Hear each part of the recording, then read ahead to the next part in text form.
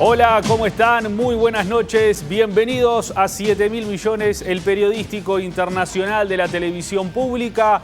Hoy en un programa más breve por la cadena nacional que acabamos de ver, vamos a estar hablando hoy sobre la situación de los migrantes en Centroamérica, los que llegan a la frontera con Estados Unidos, pero lo más importante, ¿por qué llega esa gente a la frontera con Estados Unidos? Un lugar hostil, un lugar violento, un recorrido hostil y violento, o sea que están escapando de algo aún peor. Vamos a analizar qué es lo que está sucediendo en Centroamérica con estas olas migratorias. Y en el segundo bloque vamos a hablar de Puerto Rico, esta crisis política que se desató en las últimas semanas que llevó a la renuncia del gobernador Ricardo Rosselló. Esos son los dos temas hoy en 7.000 millones. Para comenzar, vamos a hablar de los migrantes en Centroamérica y vamos a introducir este tema con un informe de la organización médico-humanitaria Médicos Sin Fronteras, donde cuentan la historia de Nuevo Laredo.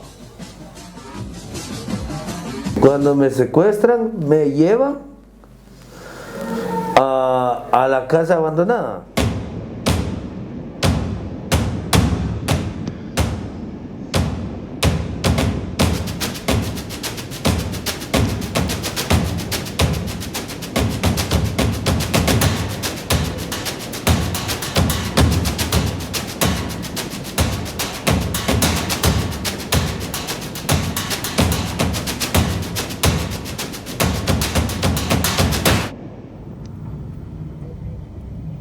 Venimos huyendo de la mara de allá de Guatemala, de la zona 18. Todos mis compañeros que vivíamos allá en Guatemala, y uno por uno se van muriendo por la pandilla que es la mara 18, la mara Salvatrucha.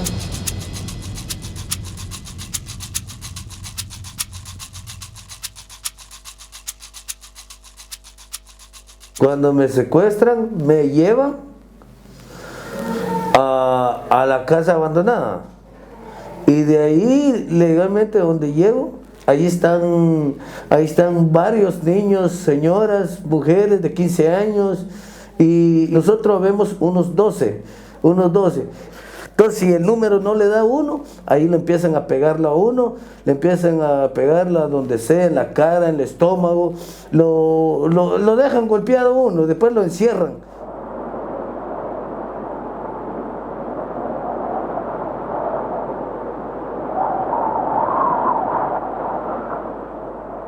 Que nuestro deseo es llegar a Estados Unidos, a donde sea de Estados Unidos, ese es nuestro deseo.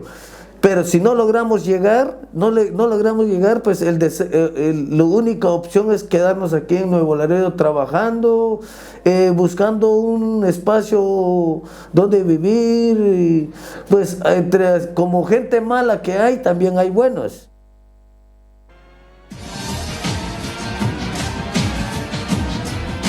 Para hablar de estas historias de vida, de esta situación que se está dando en Centroamérica, recibimos en la mesa de 7.000 millones a Enrique Corazza, miembro de la red de estudios de las migraciones forzadas y exilios de España, Portugal y América Latina. Bienvenido, Enrique. Bueno, muchas gracias por la invitación y por la posibilidad de trasladar un poco lo que es la realidad, sobre todo entre México y Centroamérica, que si bien es un fenómeno de larga duración, sí en los últimos meses ha adquirido una relevancia global a partir de los acontecimientos que tienen que ver con las acciones de frontera, las acciones de gobiernos y los propios migrantes, ¿no? Háblanos un poco de la red esta de la que vos formas parte. Bueno, yo soy investigador del Colegio de la Frontera Sur. El Colegio de la Frontera Sur es un centro público de investigación que pertenece al Consejo Nacional de Ciencia y Tecnología de México. Estamos distribuidos en los 4 estados del sur de México. Tenemos 2 sedes en Chiapas, una en Tabasco, una en Campeche y otra en Quintana Roo, y formamos parte del grupo de estudios de migración y procesos transfronterizos. Dentro de nuestras tareas de investigación también formamos parte de redes. Yo co-coordino con una colega de Argentina un grupo de Claxo sobre violencia y migración forzada, y formo parte de algunas redes como esta red Remigre, que está localizada en la Universidad de Coimbra y que reúne estos trabajos sobre migración y exilio en América Latina y Europa, sobre todo la península ibérica. ¿Dónde está la raíz de esta crisis migratoria que está atravesando Centroamérica? Bueno, primero hay que entender eso, que este proceso de los fenómenos migratorios y en realidad de la movilidad, porque no es solo la migración, sino la movilidad como una cuestión más amplia, porque hay que pensar que estamos en una región, que es la región entre el sur de México y Guatemala sobre todo, que tiene relaciones históricas desde hace muchísimas décadas, ¿no? Tiene más de 100 años, desde que Chiapas se incorpora a México en 1882.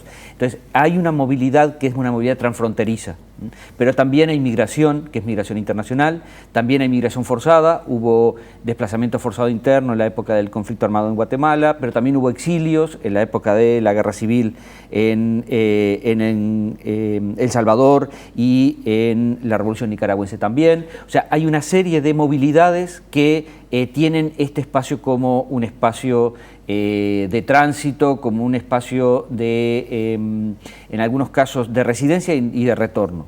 Ahora, la situación en Centroamérica es una situación, digamos, que no viene de ahora, es una situación que se arrastra, sobre todo a partir de una no resolución de los problemas que generaron los conflictos armados en Centroamérica, ¿no?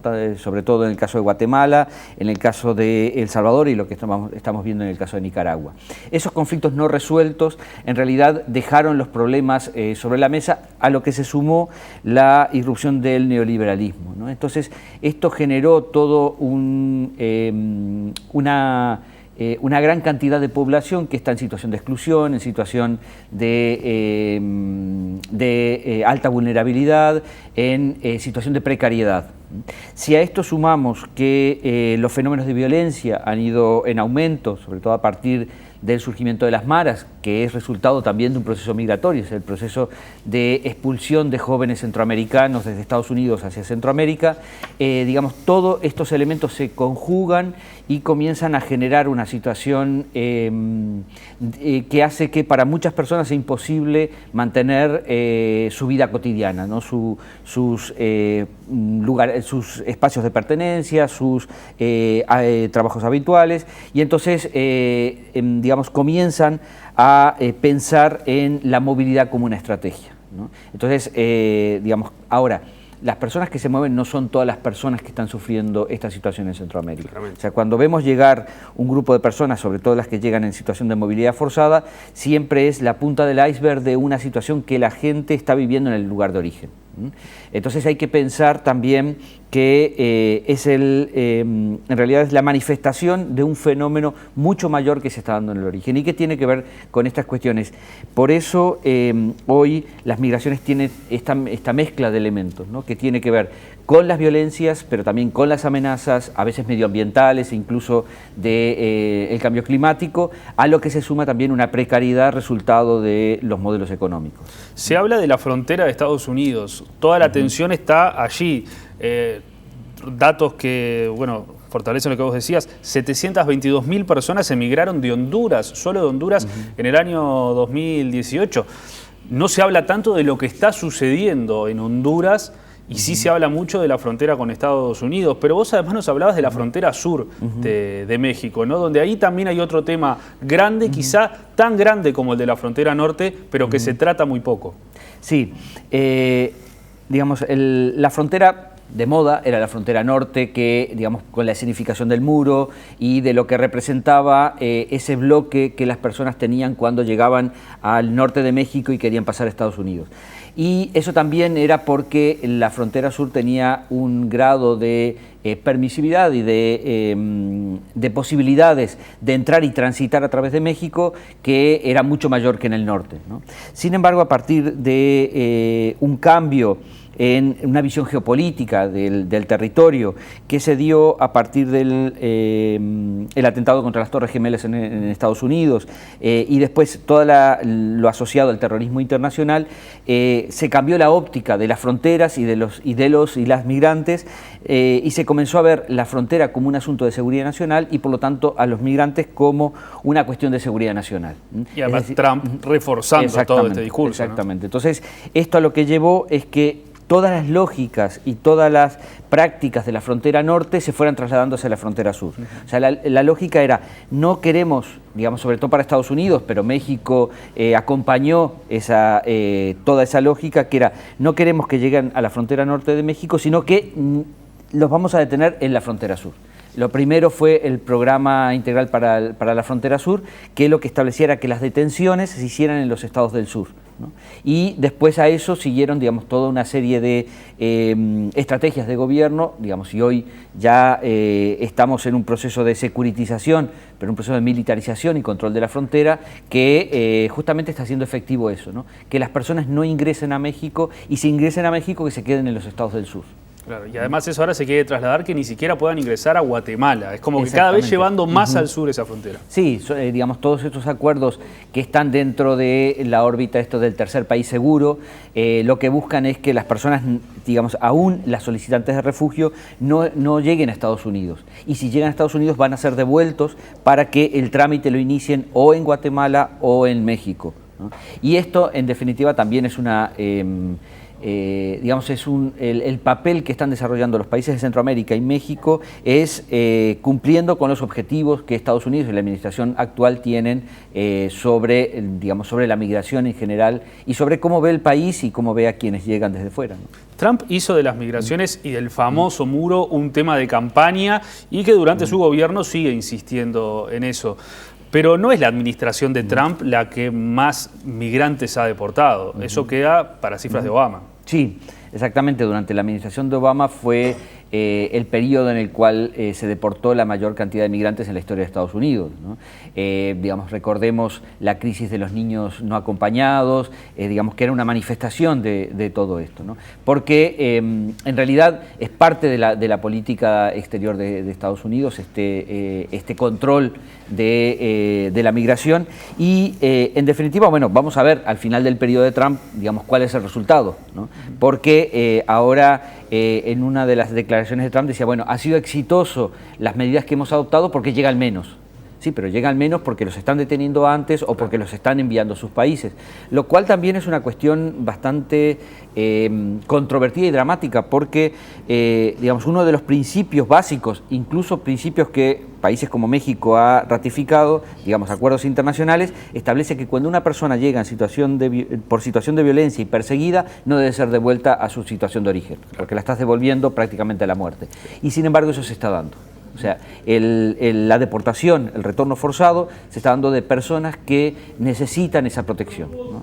Entonces, eso también es una cuestión humanitaria, pero también es una cuestión jurídica y una cuestión del derecho internacional, ¿no? Claro, y es un tema también que se da, por ejemplo, en el Mediterráneo, ¿no? Porque las personas que las devuelven a Libia, que es una situación totalmente extrema y donde se violan los derechos humanos, pasa lo mismo. O sea, hay una falla en las organizaciones, porque se trata de ponerle cara a estas crisis, ¿no? O de un país, o Trump, o un gobierno. Pero hay una falla a nivel internacional para que esto esté sucediendo por acá, está sucediendo en el Mediterráneo, la crisis de los Rohingyas también en Myanmar es otro éxodo de personas. Hay un tema mundial sobre esto que no se logra resolver. Sí, totalmente. Además, en definitiva, se convierten los migrantes en una moneda de cambio, ¿no? Claro. Hoy eso está muy presente porque, digamos, las negociaciones o las presiones sobre los migrantes tienen que ver con acuerdos comerciales, tienen que ver con dinero para cooperación, con dinero para el desarrollo. En definitiva, entonces se está utilizando a los migrantes y no se está viendo cuál es su situación, cuál es el drama que están viviendo, por qué están saliendo, cuáles son las historias de las familias, de las personas que se ven obligadas a salir. O sea, no estamos hablando solamente de personas que por su situación económica están buscando un futuro mejor. No, son personas que están huyendo porque las van a matar, ¿no? Yo tengo testimonios de personas que te dicen, aquí llegaron y me dijeron, tienes 2 días para irte, a los 2 días vamos a volver, si estás en tu casa te vamos a matar. Entonces, ¿qué hace esa persona? ¿Cuál es su opción? O sea, ¿qué opción le das? La única opción que tiene es moverse. Y la violencia, que además la violencia no solo la violencia de Estado, sobre todo la violencia del narcotráfico, la violencia de las maras es transnacional, es decir, acompaña las rutas migrantes, la persona se tiene que seguir moviendo, porque hay un continuum de violencia que tiene que ver con el origen, tiene que ver con el tránsito y después además se dan el destino porque no lo aceptan o no lo quieren recibir. ¿Cuán importante es eso, no? Ponerle cara a esta crisis, escuchar historias, como escuchamos la de este ciudadano que iba a Nuevo Laredo, que por el miedo que sufre no podía ni mostrar su rostro, ni decir su verdadero nombre, había que alterarle la voz. ¿Cuán importante es eso, ponerle cara a esta crisis migratoria? Sí, eso fue lo que pasó con el fenómeno de las caravanas migrantes, ¿no? Digamos, las dinámicas que se producían previo a las caravanas migrantes fue que las personas llegaban, ingresaban a México y su objetivo fundamental era invisibilizarse, porque era una forma de esconderse de aquellos que los perseguían. La caravana fue totalmente lo contrario, fue hacer lo más explícito posible esa visibilidad, porque era un mecanismo de protección. Claro. Es decir, 2, 3 o 5 o 10 podemos ser capturados, podemos ser secuestrados, podemos ser deportados, pero miles es más difícil. Entonces se convirtió en una estrategia y eso nos hizo ver que el migrante no es un ser pasivo que responde a una circunstancia, sino es una persona que tiene agencia, es un actor político. Es decir, a través de la acción colectiva realiza una acción política, ¿no? Que fue la de hacer un diagnóstico de qué es lo que estaba sucediendo, qué pasaba en el tránsito, qué pasaba en la frontera, qué pasaba en el destino y decir, bueno, aquí la estrategia es ir juntos, ¿no? Y entonces irrumpen en la frontera y atraviesan todo el camino permanentemente interpelando a las instituciones de gobierno, interpelando a las organizaciones de la sociedad civil y a la propia academia que, digamos, teníamos que explicar cómo se da este nuevo fenómeno. Y haciendo eso se lucha también contra la deshumanización que hay de los migrantes, ¿no? Porque tanto acá en Centroamérica como también en el Mediterráneo se habla de migrantes muy a la ligera y a veces aparecen figuras como en su momento lo hizo AMLO, recordándole a las personas que son seres vivos, son personas las que están muriendo en estas olas migratorias. Pero con ese catálogo de migrante es como una generalidad y son migrantes, como que pierden la categoría de personas. Y eso es algo que se va metiendo de a poquito en las cabezas de las personas.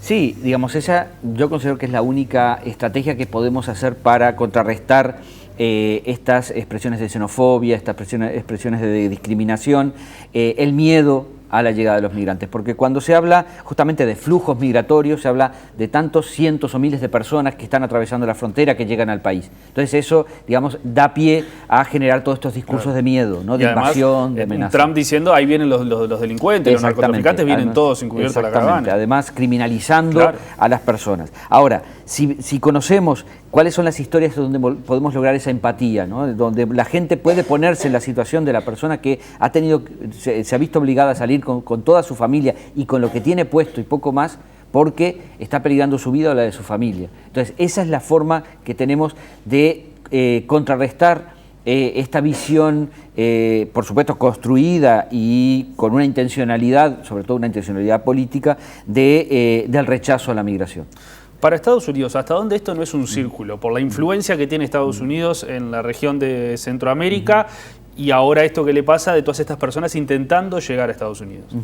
Bueno, digamos, hay que recordar que la influencia de Estados Unidos en la región, México y Centroamérica, es una influencia geopolítica que viene desde el fines del siglo XIX. Digamos, no hay que separar lo que está sucediendo en Centroamérica de la propia influencia que tiene Estados Unidos sobre la región, influencia política y económica, ¿no? Entonces, digamos, toda la historia de Centroamérica está muy atada a la historia de Estados Unidos. Y además, también por eso, digamos, ahora la forma que ha establecido para contrarrestar este fenómeno migratorio es esta cooperación al desarrollo, ¿no? Dar 30.000 millones de dólares para Honduras, para El Salvador, que se van a convertir en 100.000 millones de dólares para terminar con las condiciones que hacen que las personas se tengan que salir. O sea, es una nueva forma de intervención y de injerencia en la vida de los países. Además, que hay que recordar que, digamos, se va a dar ese dinero a las mismas administraciones, en muchos casos, que son las responsables de las condiciones que están viviendo las personas. Entonces, digamos, ¿cómo es que se va a producir ese fenómeno de cambio? por aquellos que en realidad son los que han generado el modelo económico o la situación política que ha hecho, digamos, que ha hecho una situación inestable para las personas. Por último, Enrique, ¿qué rol cumplen los medios de comunicación en esto que decíamos, ¿no? ¿Cómo se cuenta la historia? Que se hable solo de lo que pasa en la frontera y que no se hable de lo que pasa en los países que expulsan a estas personas, porque son personas que se van hacia un lugar donde saben que los van a rechazar, donde saben que los van a violentar, pero no se habla de por qué, de qué están escapando. Hay algo mucho más grande que permanece escondido y ahí también hay una cuota de responsabilidad de los medios en hablar solo de la frontera y no hablar de, como decías vos, es la punta del iceberg, pero de lo demás queda oculto. Sí, digamos, y aquí no podemos hacer una generalización sobre los medios de comunicación sin hacer un análisis en profundidad de cuál es el papel que cumplen en las diferentes escalas los medios de comunicación. Porque una cosa son los medios locales, otra cosa son los medios regionales y otra cosa son los medios nacionales, ¿no? Y entonces podemos establecer como una visión diferente en cada uno de estos medios. Los medios locales están muy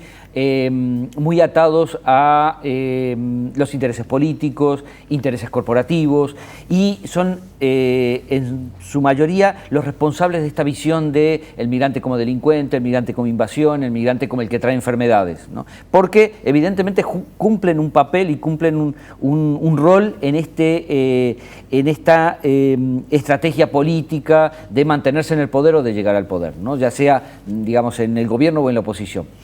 Dentro de los gobiernos nacionales es donde encuentras un nivel de análisis un poco mayor y donde puedes encontrar una visión un poco más regional. En los medios nacionales. Exactamente. Pero es cierto que se centran más en las consecuencias que en las causas de este fenómeno.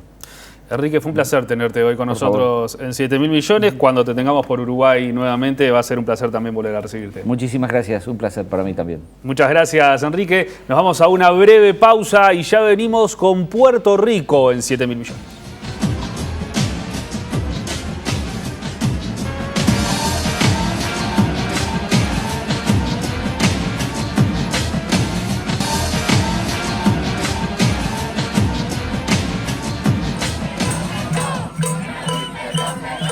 Que estamos en contra de todas las protestas y todas las cosas indignantes que está haciendo Ricky Rosselló, tanto el gobierno como la Junta, todo el mundo está aprovechándose del pueblo de Puerto Rico y estamos hartos. Quiero que mis hijos conozcan el país que yo conocí, un país sincero, un país que amaba su patria, que valoraba sus normas de leyes, pero ya ahora mismo no estamos viviendo en un país que valora eso. La situación en Puerto Rico es tensa desde hace ya varios años. Los ciudadanos están cansados de luchar en medio de una recesión que duró más de una década y la isla aún se está recuperando del huracán María de 2017 que mató a miles de personas y dejó a otras sin electricidad durante meses. A esto se le sumó que en los últimos meses 2 exfuncionarias de la administración del gobernador Ricardo Rosselló y otras personas fueron acusadas en una investigación federal por robo, lavado de dinero y fraude electrónico. Apenas un día después de conocida esta noticia, el Centro de Periodismo Investigativo filtró 889 páginas de chats de Telegram con conversaciones privadas entre Rosselló y sus colaboradores con mensajes misóginos, homofóbicos y hasta bromas por las muertes del huracán María, que dejó un saldo de casi 3.000 fallecidos en Puerto Rico. También insultaron a la expresidenta del Consejo Municipal de Nueva York y a la alcaldesa de San Juan.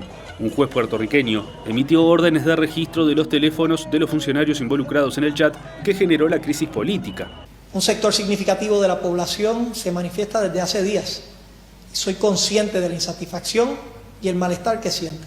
Ante esta polémica, que agudizó la tensión en la isla con masivas manifestaciones en las calles pidiendo la destitución del gobernador, a las que se sumaron figuras como Residente, Bad Bunny, Marc Anthony y Ricky Martin, este último también insultado en las conversaciones filtradas, Rosselló se vio acorralado y renunció al cargo de gobernador. Días antes de presentar la dimisión, anunció que no se postularía para la reelección en 2020 y que renunciaba a la presidencia del Partido Nuevo Progresista. Pero tan solo un día después de que su jefe de personal renunció, Rosselló anunció su retirada.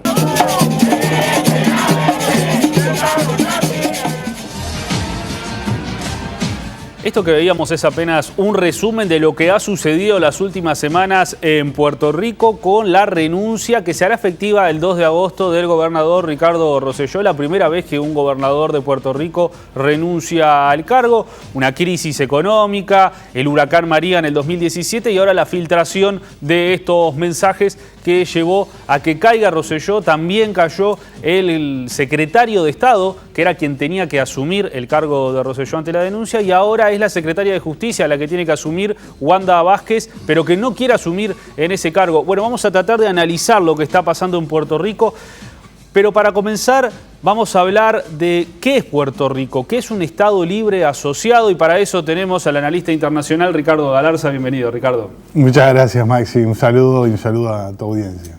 Para comenzar eso, ¿no? ¿Qué es un Estado libre asociado? Puerto Rico no es un país totalmente independiente. Tiene su gobierno, pero depende de Estados Unidos.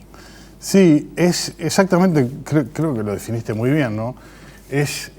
Tiene una autonomía, lo que se llama un estatus de self-government, como le dicen en Estados Unidos, un estatus de autogobierno. No es como otros territorios de Estados Unidos en ese sentido. Antes lo era, por supuesto. Esto, para hacerla corta, cuando Estados Unidos tuvo aquel conflicto con España en 1898, se alza con un botín de guerra que son Cuba, Puerto Rico y las Filipinas.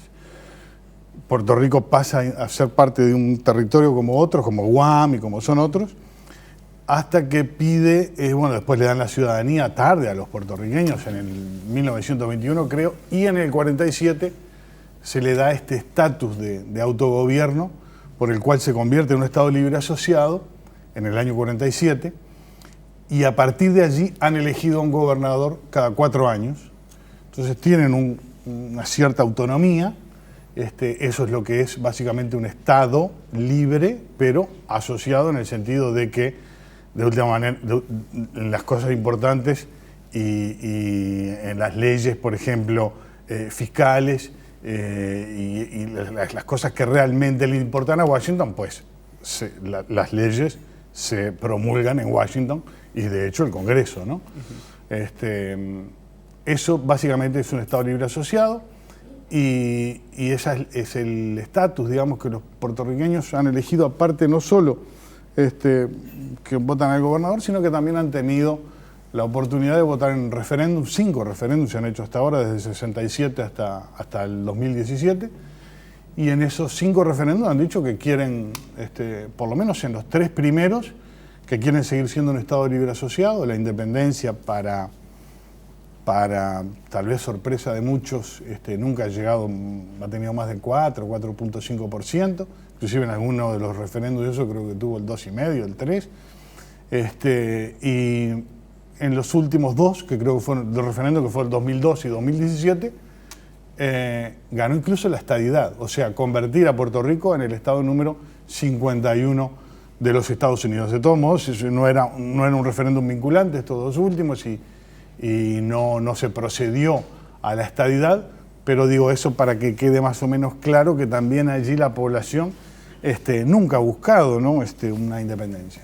Tampoco nunca había renunciado un gobernador y ahora esta situación llevó a que renuncie Rosselló. ¿Puede haber un cambio en Puerto Rico y ahora todo esto que vos contabas empezar a quebrarse? Es probable que empiece sí, es probable que pueda meter una pica en Flandes los independentistas, que los hay, ¿no?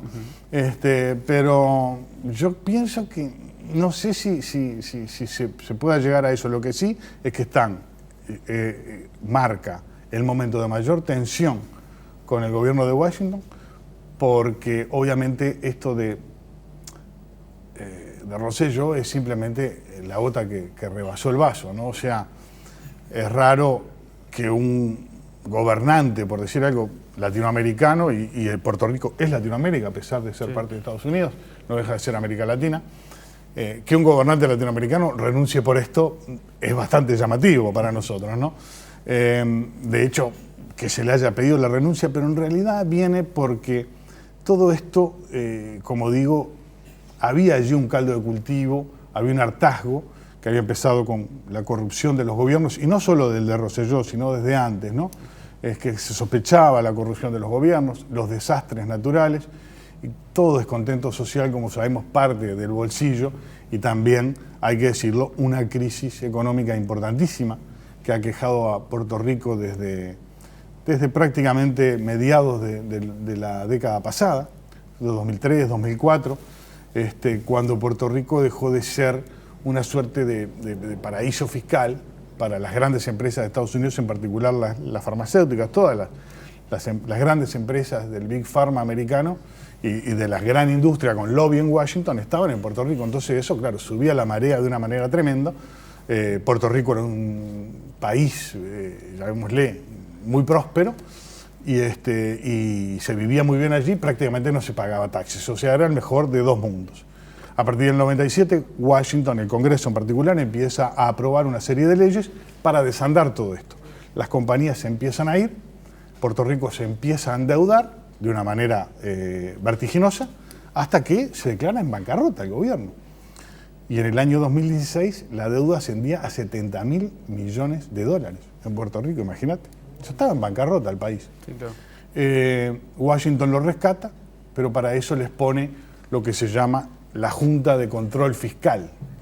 Y eso despierta grandes resistencias en Puerto Rico porque sienten que les controla la vida, igual que pasó en Grecia, en España y en Portugal, cuando saliendo de la crisis, Bruselas le pone estos fiscalizadores y los españoles, los griegos y los portugueses, sobre todo los españoles y los griegos, sentían que estos señores, que son los burócratas, que nosotros no los hemos votado, son los que deciden nuestros destinos. Bueno, lo mismo pasaba en Puerto Rico. Entonces esto junto a los desastres naturales, más la corrupción sospechada en el gobierno, más cuando fue Trump, ¿no? Que si nos acordamos dijo, bueno, pero no, hemos gastado mucho dinero en Puerto Rico. Sí, en 2017, cuando el huracán que tiraba los rollos de papel. Tiraba los rollos de papel higiénico, una cosa bastante degradante, ¿no?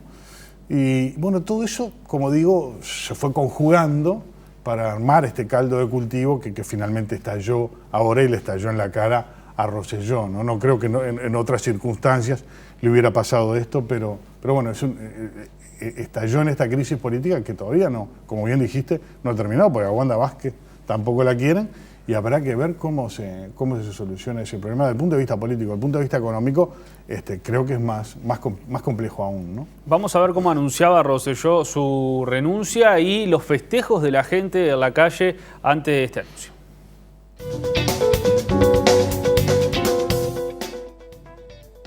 Hoy siento que continuar en esta posición representa una dificultad para que el éxito alcanzado perdure.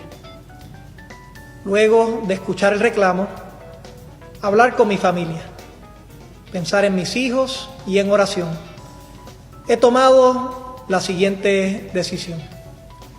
Con desprendimiento, hoy les anuncio que estaré renunciando al puesto del gobernador efectivo el viernes 2 de agosto del 2019 a las 5 de la tarde.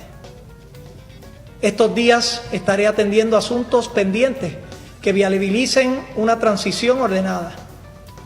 A esa hora culminaré mi mandato y daré paso al proceso de sucesión establecido por nuestra Constitución para juramentar a quien en ese momento corresponda completar el proyecto trazado para este cuatrienio. No porque Ricky renunció nos vamos a salir de las calles, todavía falta por hacer. Falta una deuda billonaria que tiene el pueblo, que ellos mismos no las crearon, falta auditar la deuda, falta que enjuicien a estas personas que nos llevaron a que el pueblo se tuviera que manifestar. Todavía falta trabajo en las elecciones, el pueblo no se puede quedar simplemente el salir a la calle, tiene que demostrar, tiene que salir a la urna y representar de verdad que esto es un nuevo movimiento, que Puerto Rico no se deja. Estamos muy entusiasmados, la juventud que tú ves aquí es algo que es sin precedentes. En Puerto Rico siempre se había señalado la desmovilización del pueblo, la escasa participación de los jóvenes en las luchas sociales, y esto parece que no hay vuelta atrás porque la juventud se ha encargado del país.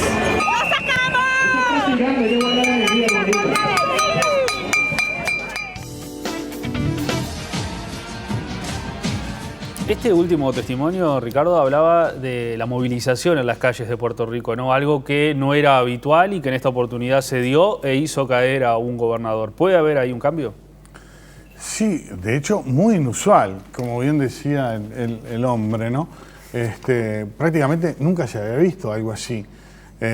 Igual en Uruguay esto debe resultar muy difícil de entender, ¿no? Porque me acuerdo que decía, encabezan los primeros reportes que salían de la isla, encabezan las protestas cantantes de reggaetón, ¿no? Y bueno, si uno ha escuchado las letras de reggaetón y que se alarmen los reggaetoneros por unos mensajes misóginos o de contenido vulgar, pues resulta bastante irrisorio, ¿no? Pero de cualquier manera, en Uruguay sería impensable, ¿no? Que Ricky Martin, Bad Bunny y Residente te movilicen a una protesta, ¿no? Y de esas dimensiones, ¿no? De todos modos, también hay que decirlo, ¿no? Ricky Martin, o sea, yo me acuerdo, fue a cantarle a Bush a la Casa Blanca en plena invasión a Irak, ¿no? Es complicado. Y bueno, y las letras de Bad Bunny, ¿para qué decirlo, no? Y bueno, y Residente, que es admirador de Fidel Castro, de Hugo Chávez, y ha criticado a quien critica a Maduro, o sea, y dijo que era una dictadura lo de Rosselló. O sea, a ver, vamos a ponerlo a esto en perspectiva. Yo creo que obviamente la gente hubiera salido igual a la calle, aún sin estos líderes, como le llamaron, líderes de las protestas. Pero a los jóvenes sí los atrae. Exacto. Hay una juventud que en Puerto Rico tiene una gran ascendencia estos artistas. Entonces, lleva mucho a las calles. Pero de todos modos yo creo que había un hartazgo, como digo, por todas estas cosas, por todos estos elementos que fueron configurando este estado de ánimo, este humor social inédito, como bien decías, en Puerto Rico, y que bueno, que estamos viendo que está creando un cambio no menor, ¿no? Rosselló hizo todo lo posible para mantenerse en el cargo. Primero dijo que lo iba a meditar, que no se iba a presentar a la reelección, se fue alejando de a poco, pero no daba la renuncia. Se genera un quiebre cuando renuncia el jefe del gabinete. ¿Cuánta unión hay en un gobierno de Puerto Rico? ¿Funciona realmente como un bloque? ¿Es una figura individual? No, funcionaba, efectivamente vimos que funcionaba como un bloque, incluso en esos chats, porque todos ahí eran asesores y colaboradores más cercanos, ¿no? Lo que pasa es que cuando se produce esto, primero que todos esos que estaban en el chat renuncian. Entre ellos, como bien dijiste, el secretario de Estado, que tendría que ser quien debería asumir según la Carta Constitucional de ellos.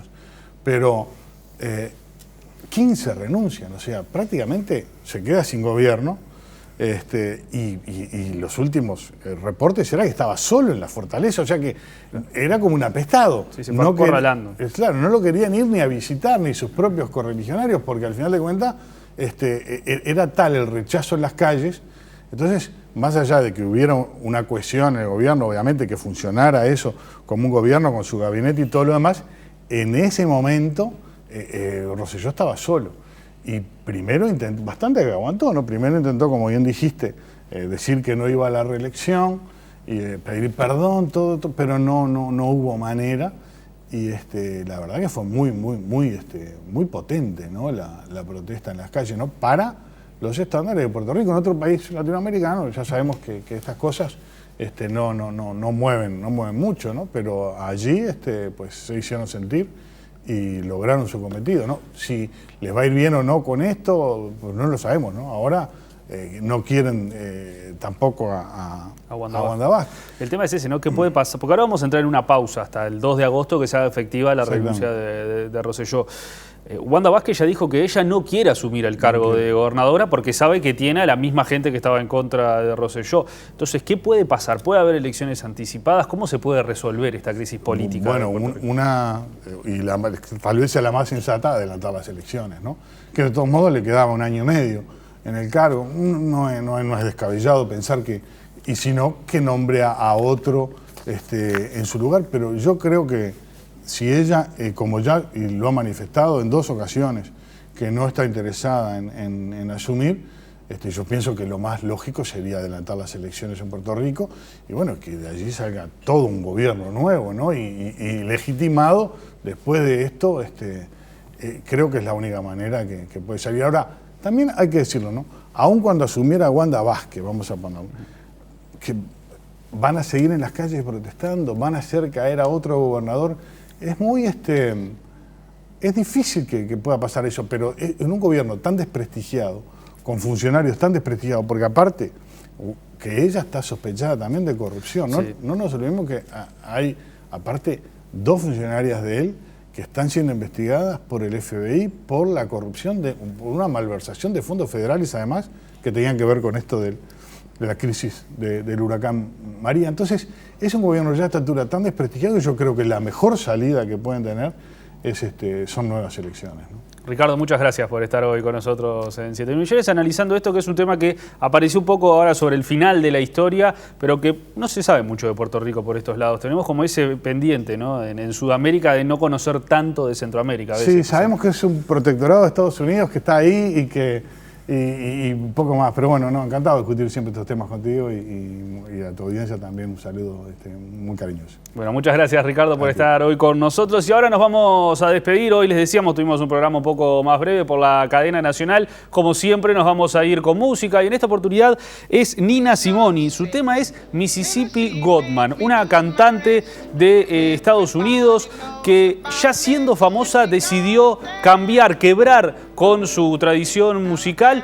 para empezar a defender los derechos de los afrodescendientes y con sus letras hablar del racismo en Estados Unidos. Y Mississippi Goodman es uno de los temas donde logró quebrar con eso, empezó a hablar de lo que sucedía en Mississippi, y allí aparecieron otros más detrás de Nina Simone. Nos vamos con su música, la repetición de 7.000 millones el domingo a las 11:30 de la mañana. A partir de mañana pueden ver este y todos los programas de las 4 temporadas en el canal de YouTube de Televisión Nacional y también en la videoteca de TN1. Nos reencontramos el lunes a las 20 horas. Gracias por estar.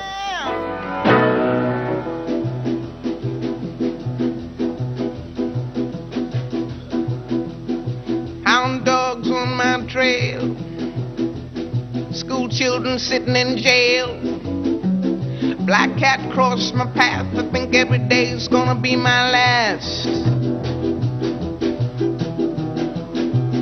Lord have mercy on the land of mine. We all gonna get it in due time. I don't belong here, I don't belong there. I've even stopped believing in prayer. Don't tell me, I'll tell you. Me and my people just about do. I've been there, so I know. They keep on saying, go slow. That's just the trouble. Too slow. Washing the windows. Too slow. Picking the cotton. Too slow. We're just plain right.